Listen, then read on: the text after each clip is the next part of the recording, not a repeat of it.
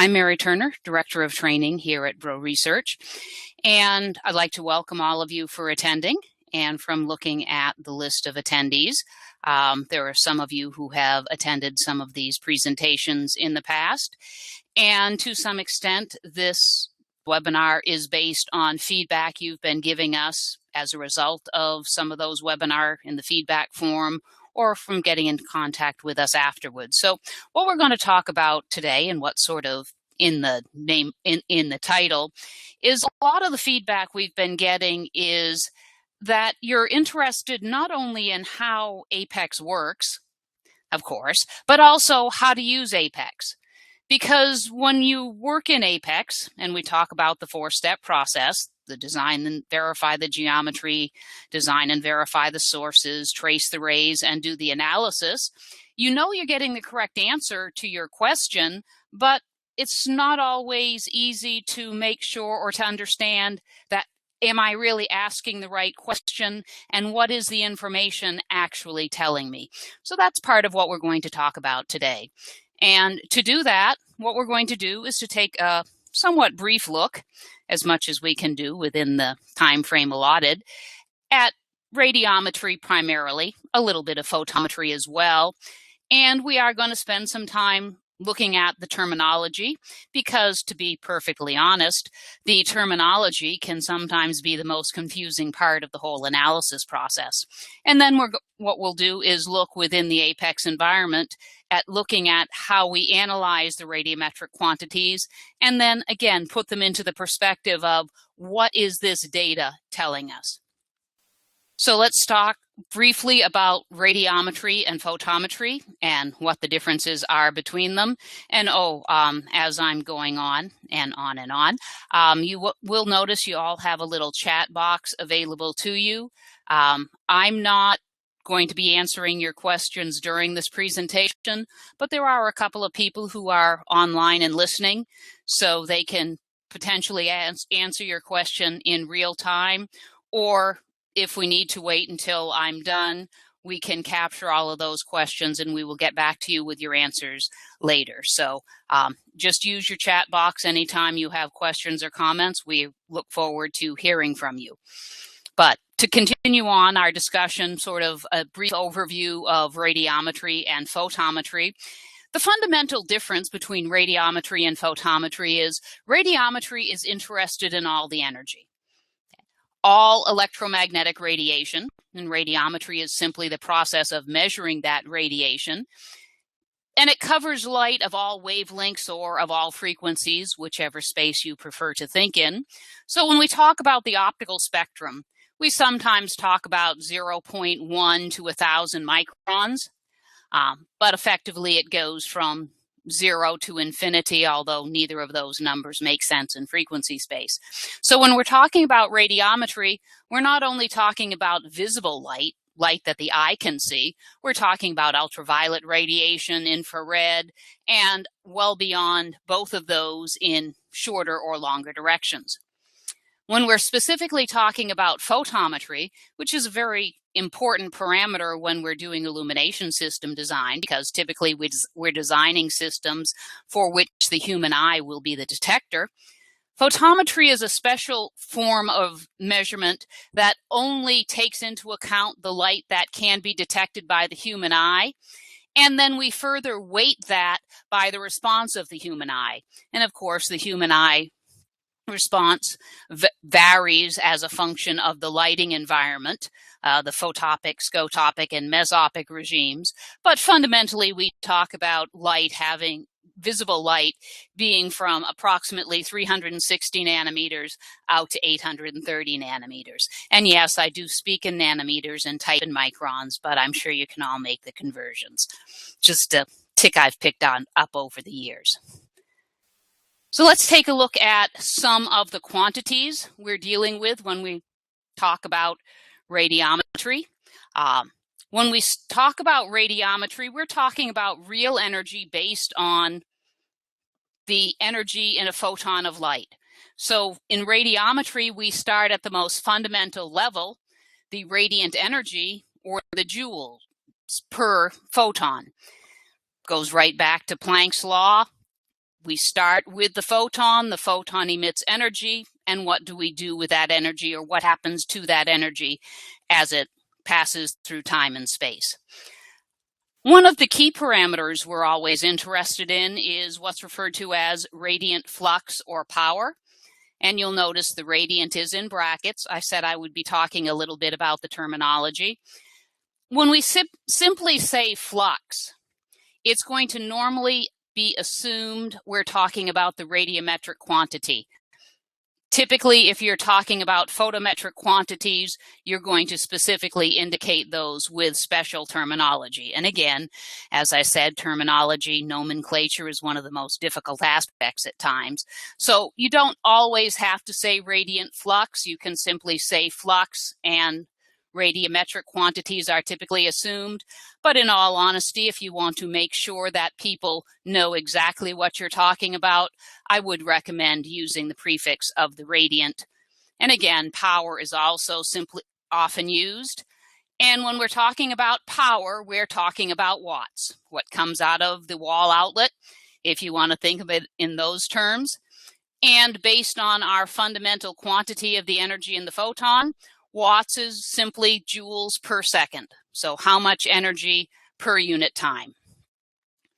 Now we'll talk about some of the other parameters that you're going to be interested in when you're doing a radiometric analysis.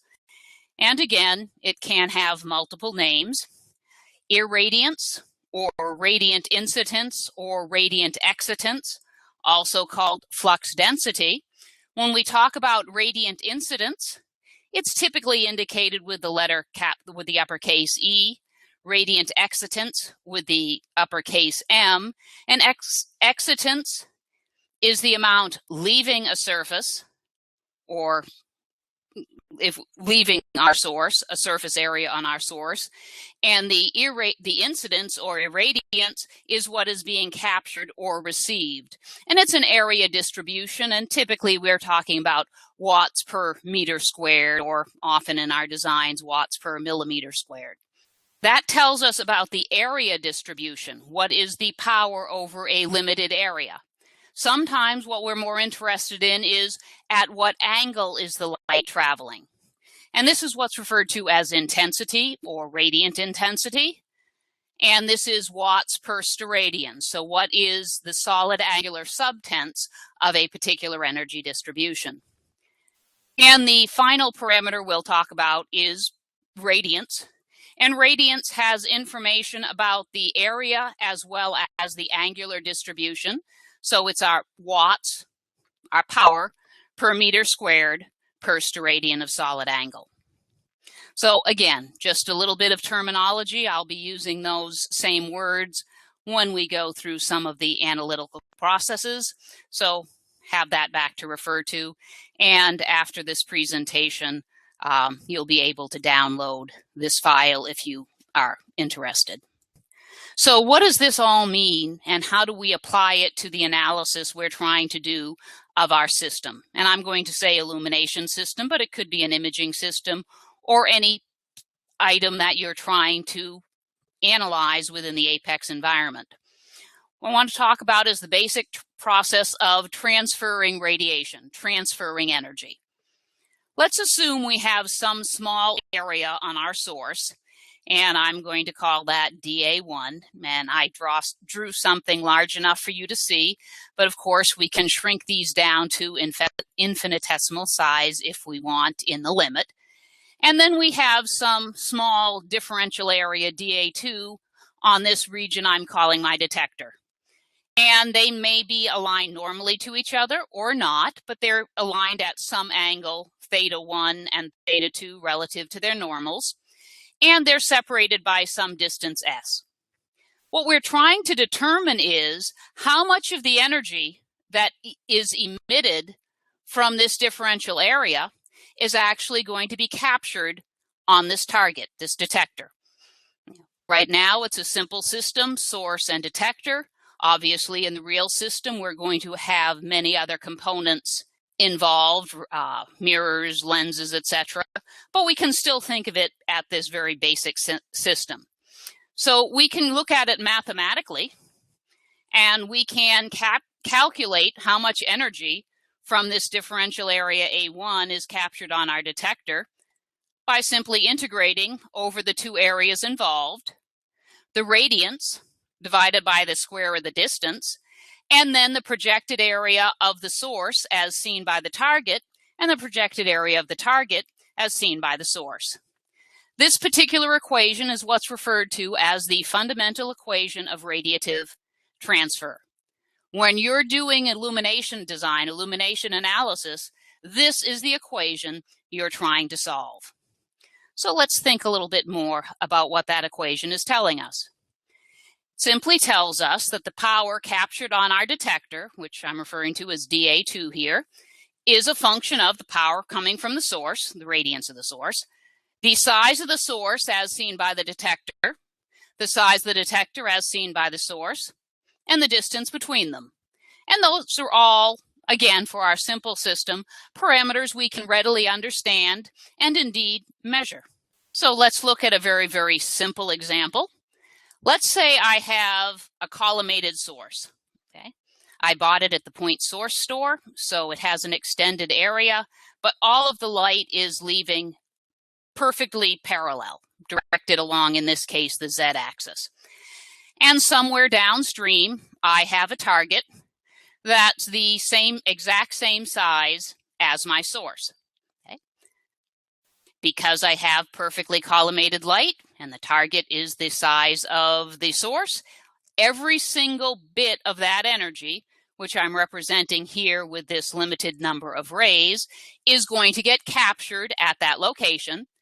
And we're going to have the same amount of energy in each of these little differential areas, dA1, dA1A, dA1B, etc., however you want to think about breaking it down. And all of the rays are still going to have a direction vector in the z direction because we've done nothing to change it.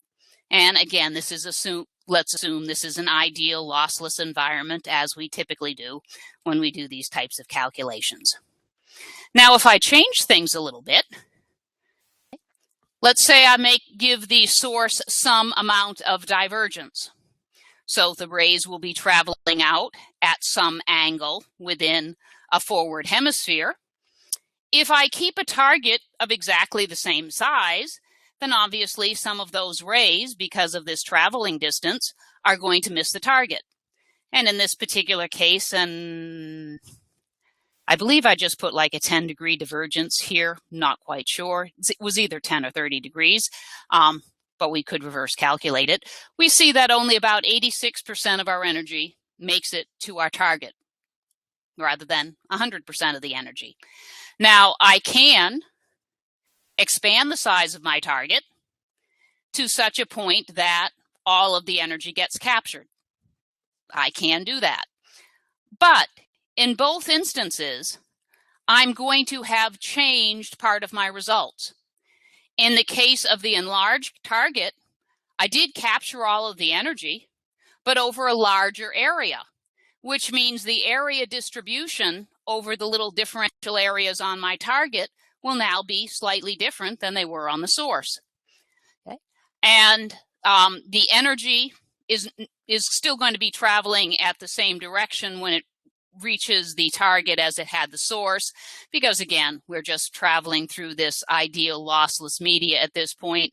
No lenses, no mirrors, no gratings, etc. But we're going to put those in. Okay? But again, things have changed slightly.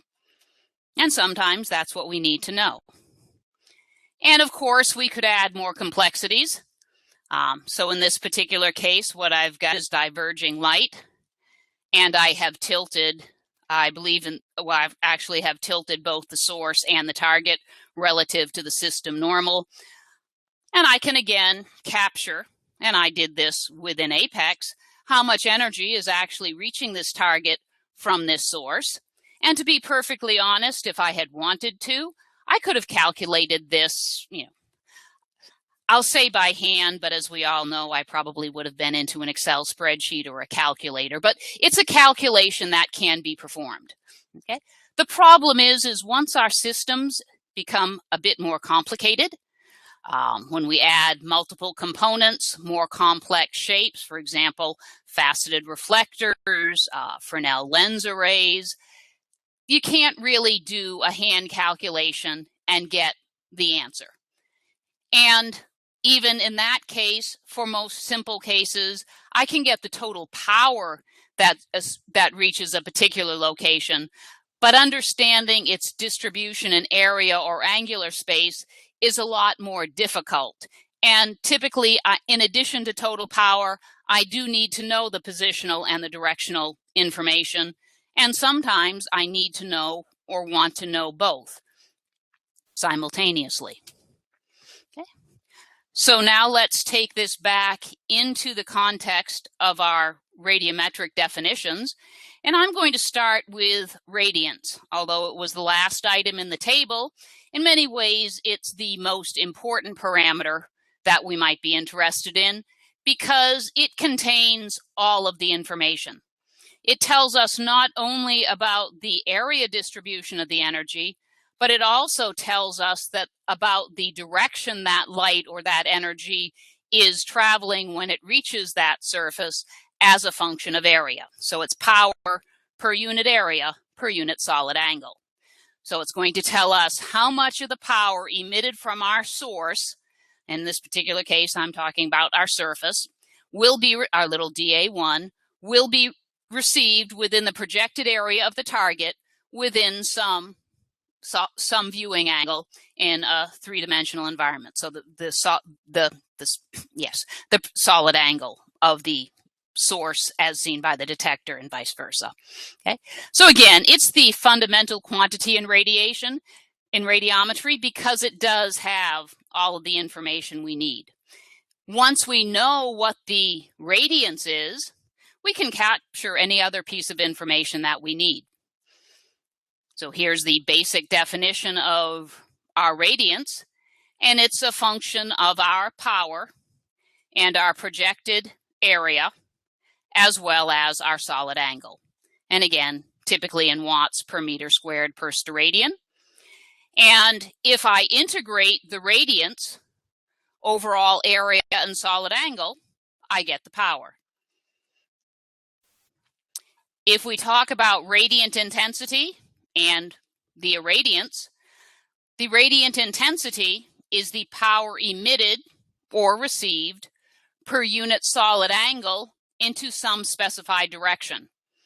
And we can think of it as the power per unit solid angle, or if we started with the radiance and we integrate the radiance overall area, we will also get our radiant intensity. If we talk about the irradiance, either the radiant incidence arriving or radiant excitance leaving, it's the power per unit area at the surface. And again, we can think of it in terms of it being the area distribution of the power. So the power per square millimeter meter, for example. Or again, if we have the radiance, we can integrate it over all angle space to get the incidence or irradiance. Okay. The important part to consider is, or to remember is, when we calculate intensity, we're throwing information away. We no longer know where the energy is landing. If we determine the irradiance, what we've thrown out is all information about the angle that the ray is traveling at. So although these are very important and useful parameters, we have to understand that when we calculate these, we're throwing some information away. And that's sometimes where people have questions about what exactly the analysis means. And that's what we're going to be talking about for the rest of our presentation here. The last item, of course, is our power, or radiant flux. So the energy per unit time, either leaving or being received at a surface. This parameter simply tells us how much there is. It doesn't tell us anything about where it is, what the distribution is, what the directionality is, simply how much there is. Again, a very useful parameter, probably the first question you want answered when you start your analysis, because obviously if you're not getting enough power to your target location or your location of interest, there's no point in doing much more analysis, because you're going to have to go back to the beginning to get more power to where you're trying to get it before you worry about exactly what the distribution is. So those are some of the basic parameters of radiometry. And very briefly, I'll touch on photometry. Most of the analysis we'll be doing today will be radiometric, simply due to the time limitations. Photometry, as I mentioned, is simply a normalized form of radiometry. Photometric quantities are very similar to the radiometric quantities, but again, they've been weighted relative to the response of the human eye. So when we talk radiometrically, we're talking about integrating over all possible wavelengths, 0.1 to 1,000 pretty much. Micrometers gives you pretty much all the energy in most instances, but again, theoretically, it's all wavelength space. But when we talk about photometric power, we're only talking about that from 0.36 micrometers to 0.83 micrometers. And again, we're going to have the weighting factor to take into account the responsivity of the eye at each of those wavelengths. Photometric quantities, again, take into account the human eye. And if we're talking about photometric quantities specifically, we want to make sure that we somehow indicate that. And typically it's with something that refers, it is luminous or illuminance, something that is related to the word lumen is typically there. So we'll talk about luminous energy, luminous flux, illuminance or luminous flux density, luminous intensity, and luminance. And each of these, of course, you can see correlate in some way to our fundamental radiometric parameters. But let's start in this case with our luminous flux, which is measured in lumens. To keep a consistency with our radiometric quantities, that required the definition of a unit often referred to as a talbot, that is a lumen second. Why? Because when we're in photometric space, we're not bringing things back to a fundamental property of physics, the energy of a photon. We're creating a relationship. So we have to sort of create units to make it work, just to have this, again, sort of a correspondence between photometric and radiometric units. Looking at illuminance or luminous flux density, this is, again, think of it sort of as power per area, but instead of radiant power, it's going to be lumens per area, so lumens per meter squared. The parameter lumen per meter squared is often referred to as a lux. So when you talk about an iso-lux plot, you're talking about plotting the data in lumens per square meter. Luminous intensity is the solid angular distribution of the luminous flux. This is referred to as a candela as well. Candela is in many ways the base unit in photometry, because the candela is one of the SI base units. So the ampere, Kelvin, kilogram, second, meter, and mole, and the last of the SI base units is the candela. And then we have our luminance, the photometric equivalents of the radiance, again, our lumens per area per solid angle, or since this is our candela, we can talk about this as a candela per meter squared. As I mentioned when we started, sometimes the units is the hardest. Understanding what the units mean is the hardest part of radiometry and photometry. And I will say that I typically stay to the definition rather than the terms, obviously lumens, but I'll stick to lumens per meter squared just because there's often an difficulty or making sure everyone understands the units that we're specifically talking about. And sort of a generalized depiction, I have a source here, and it's a candle because we know candles not only provide light, but candles also provide heat. And heat is a form of radiant energy, but that heat energy is typically not seen by the human eye. So when the light leaves, and we'll talk about light going into some solid angle, so energy into a solid angle is our intensity, and then somehow it gets mapped into the human eye. Only part of that energy is actually going to make it through the pupil of the eye to be imaged by the eye or to actually activate part of the sensor system in the eye. But this would be power per area per solid angle, so that would be our luminance.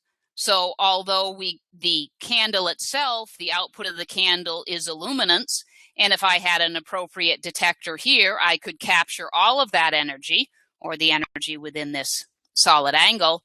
The human eye will only detect a subset of that.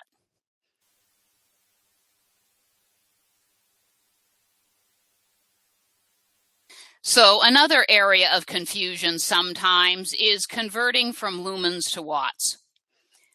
As I said when I started this discussion, when we talk about watts, we're sort of talking about what comes out of the wall outlet.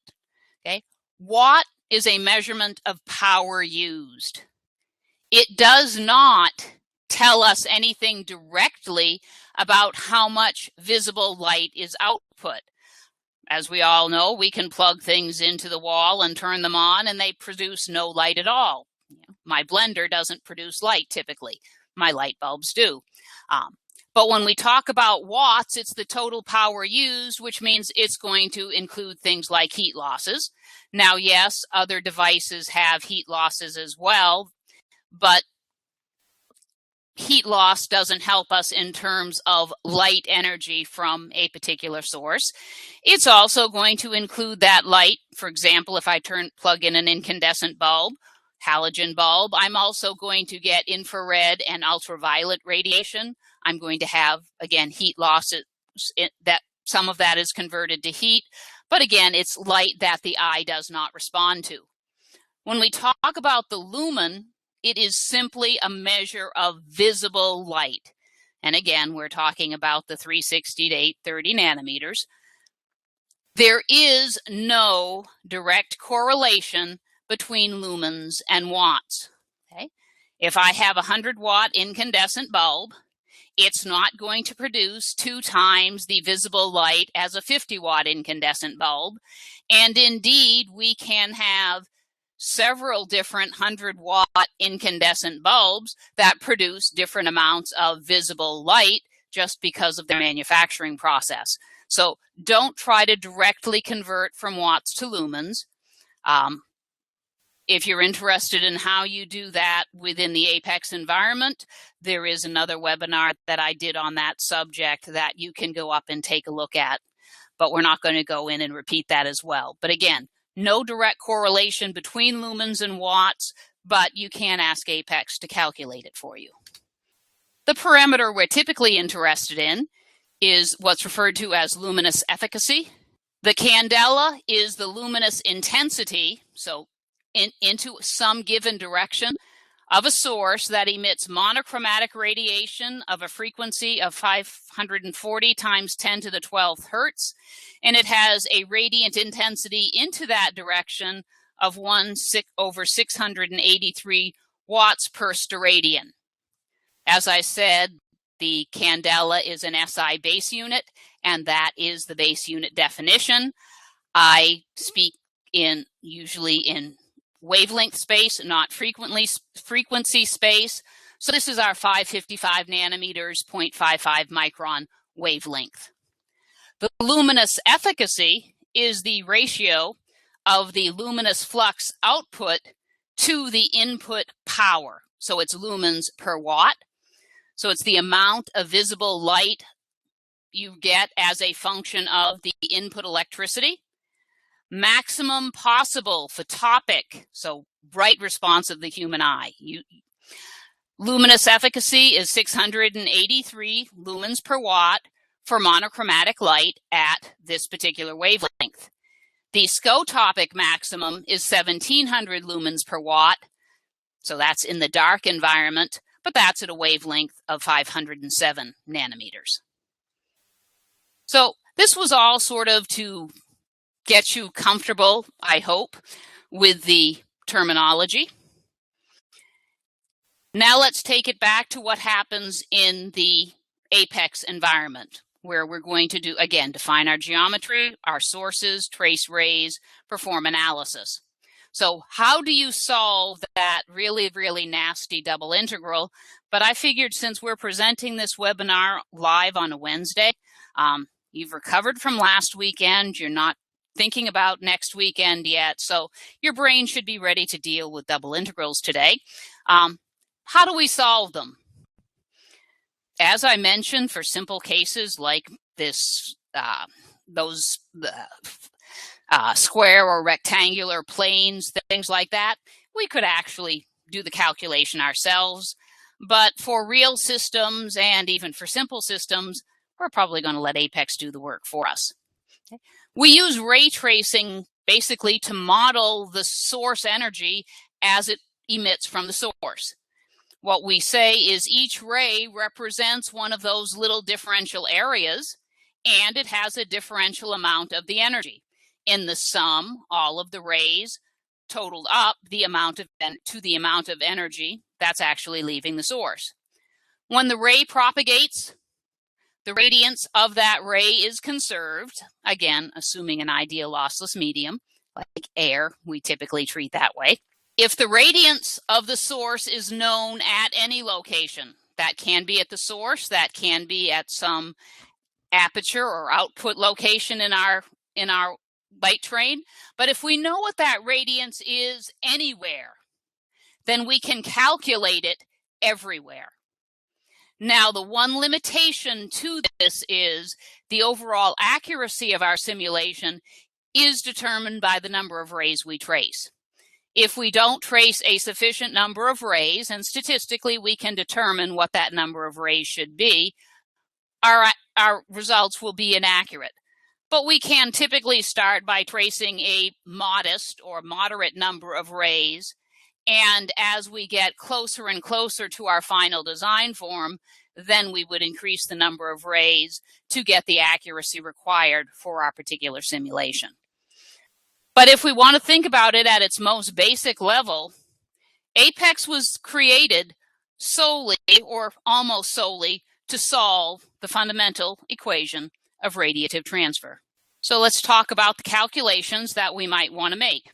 One is the incident power, the total flux on our detector of some area from our source. And in reality, we're now not just going to talk about area A2 and A1. We're going to integrate over all the detector area from all of the source area. And again, it depends upon the distance between the source and the detector, the angle between the source normal and the detector, and the angle between the detector normal and the source. And voila, it takes us right back to our fundamental equation of radiative transfer.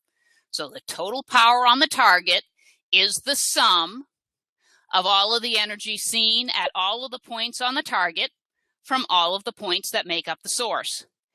And ray tracing is simply a numerical solution to the integral. The integral cannot be solved in closed form typically. We have to apply sort of a trapezoidal rule type approach, and we do that via ray tracing.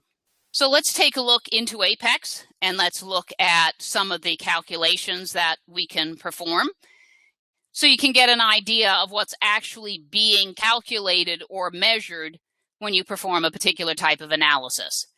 And I'm going to start with a very simple case with a very well-known outcome. I'm going to have a parabolic reflector with effectively a point source at the focus position. So here's what it looks like. Here is my parabolic reflector, has a focal length of 25 millimeters, located at the focus position, so 25 millimeters away, is a tiny spheroid that I'm going to treat as my source with a 1 millimeter radius. And again, effectively, that's a point source. So what I'd like to do now is take a look at the ray trace. And so here's the system set up in the Apex environment. And let me pick my little 3D mouse here so we can zoom in. And I'm going to change the, wrong way, change the transparency so we can come on in. And there you can see the source at the focus position. So I have already done my ray trace. So what I'm going to, let's end that. So what I'm going to do is bring back that ray trace. And I'll just come right over here and activate the ray trace. And here's the result. And we can see the energy on the detector. And we can calculate that information. So if I simply come over here and select my target area, if I wanted to come up here and just say summary statistics, it's the quickest way to get it, it tells me that about 92% of the energy actually reached my target. Now, how did my energy reach the target? Well, I can analyze that as well. And there are 3 possible ray paths. And we have the energy that leaves the source, hits the reflector, emerges all but collimated, and therefore hits the target. And that was about 89% of the total energy. We have some of the source energy that leaves at a small enough angle to be captured by the target, but not a large enough angle in the forward direction to actually hit the reflector. And that was about 2.5% of the energy. So if we add those up, there's our 91.5% of the energy, rough numbers. But we also had those rays that were leaving at an angle so small they missed the reflector, but so large they missed the target. And that was about 88.5% of the energy on the target. Okay. So now we know how much energy made it to the target. Now what do we need to do? What are the other pieces of information that might be of interest to us? So if we look over here on the Analysis tab within Apex, we see a couple of options. And right now, I'm just going to look at 2 of them, the irradiance and the radiant intensity. The irradiance is going to give us the power per unit area across the surface I've highlighted. And the radiant intensity calculation in cosine space will create a plot in direction cosine space, and it will effectively give us the power per unit solid angle. So what the intensity I'm going to start with irradiance. What the irradiance calculation tells us is what the distribution of energy looks like across the surface. And yes, I should probably go in here and average this a little bit. And let's make it look real pretty by doing some radial averaging. Should have traced more rays, and now I have that data and we can see. And what this allows us to see is that we have a nice rotationally symmetric distribution of energy, as would be expected. You'll notice that it is effectively pixelated because when we do the calculation, we have the ability to define a data resolution, and I chose 101 by 101 pixels, square target, aspect ratio is equal to 1. So you could do the math to figure out what size each of those little pixelated elements would be and get an idea of how much power went into each of those. But it doesn't tell us anything about what angle or what direction the light is traveling in. Now, in this particular case, we sort of know the answer to that, but we have thrown out information about angle. So if I want to know about the intensity or how the light is traveling, not where it landed, but how it's traveling, I can do that using an intensity calculation. And I'm going to look at the intensity in cosine space. And I've already done the calculation, but I want to pop up the dialog just so we can take a look at it. And you'll notice that I have an ability to convert it over to angle space. I don't know about you, but when I see a direction cosine of 0.5, I don't think I have a direction cosine of 0.5. I think, oh, that's 30 degrees. That's sort of how my mind thinks, and more often than not, I do work in angle space. So this calculation can do that directly for me. And I can choose to set a range of direction limits, or if I were to choose automatic, Apex will scale it based upon those rays that have the maximum extent. But as I said, I've already got this calculated, so let's take a look at our intensity calculation. And you'll notice we have a very, very bright peak right here at the center. But you'll notice the width of the box in direction cosine space goes out to about plus and minus 0.29. Why? Because we have those rays that didn't hit the reflector that are hitting all across the target. So in many of these little areas here, there is some energy. It's just the maximum ray went out at one of these corner positions. But most of our energy is traveling out within a range of direction cosine space between minus 0.01 and plus 0.01 in the A and B direction space. And I know that because I had 101 pixels. So that's the width of each of those pixels in direction cosine space. Okay. So that's how this size was determined. But again, as we know from our simulation, point source at the focus of the parabola, the light that hits the parabola comes out collimated. Now, there's not a whole lot more we can do with this particular simulation because it's extremely contrived. But what we want to do is understand what these are telling us. What this is telling us is what the distribution of energy is over the surface, and that's it. That's all we know is what the power per area is at each of these individual pixels, and you can read that value over here, or you can export this data, for example, as an Excel spreadsheet and bring it over to Excel. And in this particular case, we just know that most of the rays are landing effectively with a direction cosine of 0, plus and minus 0.01 for the bin size. But we don't know anything about where the energy is. Sometimes we need to look at other information. Sometimes there are other types of analysis we need to do. And to do that, we need to complicate the system slightly. And that's what I'm going to do. And my initial complication is going to be pretty simple. Let me close this one. No. And what I'm going to do here is I'm simply going to take my point source and I'm going to move it a little bit. So in this particular case, I have exactly the same geometry, exactly the same source, but I've now offset it closer to the parabola, but still far enough away to be considered fundamentally a point source by about 5 millimeters. Okay, by exactly 5 millimeters. And I'm going to look at a ray trace. And again, we're going to get effectively the same result. About 89% of the energy is going to go from the source, hit the reflector, and then hit the target. About 2.5% is going to leave the source and hit the target. And about 8.5% is going to exit the source, miss the reflector, and go off into space. The key differential is we don't have collimation. You can notice by looking at these rays, and yes, we're looking at a two-dimensional projection of three-dimensional space, but you can see these rays are definitely not collimated. You can see the little kinks in it. So how does that affect the results of our, excuse me, how does that change affect the distribution of energy at our target location? And again, let's take a look at it in that space.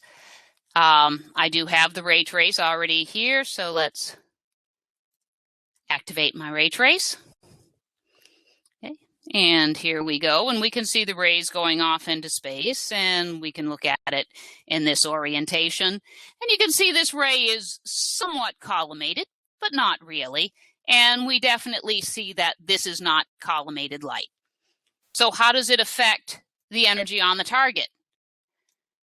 Even just looking at this limited number of rays, you might start to think you're seeing something. And again, let's take a look at the irradiance. And I'm going to use my same resolution of 101 by 101. And we'll take a look at the irradiance. And again, I've already calculated these, so let's take a look at the irradiance. And here's what the irradiance looks like. Now it says that we have a particular zone that is, and we can use our cursor, but we know that each of these pixels, because we have 101 pixels across 300 millimeters, let's call it 100 across 300. So each of these is about 3 millimeters thick. So we have a zone that's somewhere around, say, 10 millimeters thick, where most of the energy is reaching the detector. Now, I don't know how well this is projecting through space. I can look at this and I can see, and you can see down here a little bit more information, but what I want to do is to make it a little bit more noticeable. So what I'm going to do is just modify the data slightly. I'm going to look at it in a logarithmic scale, and let's use 2 decades. So I have this new data set, and so here's what it looks like. So you can see that all of the energy isn't landing in this zone, but most of it is. And you'll notice that there's very little landing right at the center. Okay, so again, let's look at these two together. So here is the data in linear space, and here's the data in a log space. So now let's take a look at what is the intensity distribution. At what angle are the rays incident on this surface? And again, I'm going to go to my radiant intensity calculation. And again, we can limit it to the range of all of the rays that are being captured on the target. And let me take a look at that there. And there's what the data looks like. And in direction cosine space, it's about plus and minus 0.28, effectively almost the same as it was previously. And we see we have a narrow zone here where no energy is reaching the target. You'll also notice right around an angle of 0, the pixel where all of our energy was in the previous simulation, it's now totally empty. Why? Because I don't have a point source at the focus of a parabola. So none of the rays are being collimated. The only light that can possibly hit right here would be a small number of those rays leaving the source that actually were coming out collimated by definition from the source. So again, we wouldn't expect to see anything there. Now, just as an aside, when we come up here and we did radiant intensity, I didn't in this case, but remember I mentioned previously you could also convert it to angle space. And I didn't mean to do that one, but that's okay because that's what it would be out to 90 degrees. So I'm going to delete this one temporarily. Okay. There also is an option to do a radiant intensity calculation in angle space directly. And if you're working in angle space, then this might be a preferred option. If your source has a distribution, or if you're looking at something over a hemisphere, you definitely need to use this calculation because it will allow you to do things in a spherical polar coordinate system, but you can capture data over up to a sphere. As some general comments, which do you want to use and why? When we do the direction cosine data, the data is going to be captured into bins that have an equal width in cosine space. So in our particular case, when I did this 101 by 101, each bin has a width of about 0.02, again, in direction cosine space. As we know, a sine function is not linear, but out to about, say, 30 degrees, we can treat it as linear. So if we convert from direction cosine space to angle space over a small range of angles, we're not going to have much error. But if we have much higher angles, if we go beyond a hemisphere, then we really should be mapping the data into angular space. It's up to you to determine which method is appropriate for your simulation, But again, the tools are available to you. And in this particular case, here is the radiant intensity converted to angle space. And here is the direct calculation in angle space. Didn't quite get the, oops, sorry, wrong. Got to grab pictures if I want to duplicate them. Resolution isn't quite the same, but close enough. And you can see that in this case, the data is effectively the same, so it doesn't matter. Right? But what do we want to do? We want to try to, in our mind, understand what these calculations are telling us. We want a correlation between the data, a relationship between where the data landed and how it got there, combined with how much is there, the power.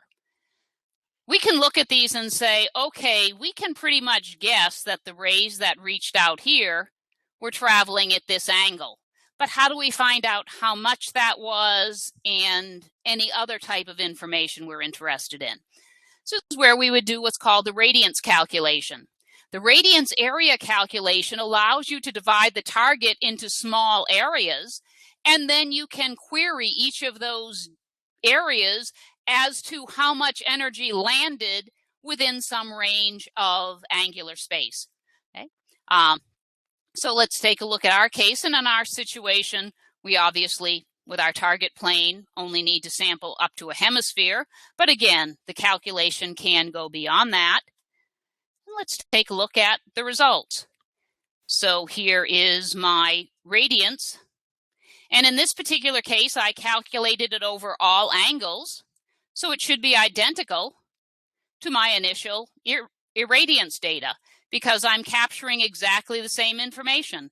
At each of these same pixelated areas, how much energy came in at all possible angles. But I'm interested only in the energy in this region. So I can go in and say, and let's see, did it tell me here? Nope, it didn't tell me. Okay, in this particular case, what I did was I looked at the energy that came within a region, those angles between, I believe, 3 and 7 degrees. So you can see that the rays that came out at between 3 and 7 degrees landed at that zone. Again, this is area. This is minus 150 to 150 in millimeter space, but it's telling us about all of the energy at that area that was between 3 and 8 degrees. If I want to find out about the collimated data, that's not the one I want. This is the one I want. In this particular case, what I said was, show me all of those rays coming out at an angle of less than, I think, 2 degrees. So we have some of the light coming directly from the source, and then maybe some of the rays coming that hit the and some of the rays that hit the reflector. But this is outside that zone. That zone is in here. This zone is out here. So these are rays that went off further across out in space, so at a higher angle, still captured by the target, but not in that hot zone. So again, we can see that only the rays that came directly from the source are effectively going to be at very, very low angle. None of the rays that hit the source hit the reflector itself. That pretty much concludes what we were talking, what I wanted to talk about today. But again, what the radiance calculation allows you to do is to isolate the information in whatever way you would like. So again, here's looking at 3 to 7.5 degrees, and we see some of the light in the center as well. So some of the other light that hit the reflector, but we also see most of the energy in that hot zone is within that range of angles. So that's a little bit about some of the radiometric calculations that can be performed in the APEX environment. And thank you very much for your attention today. As I mentioned, we will be putting a copy of this presentation as well as a recording of this presentation up on our website. So if you would like to look at it again, or if you have other questions, you can get in touch with us. Thank you very much for your time and attention.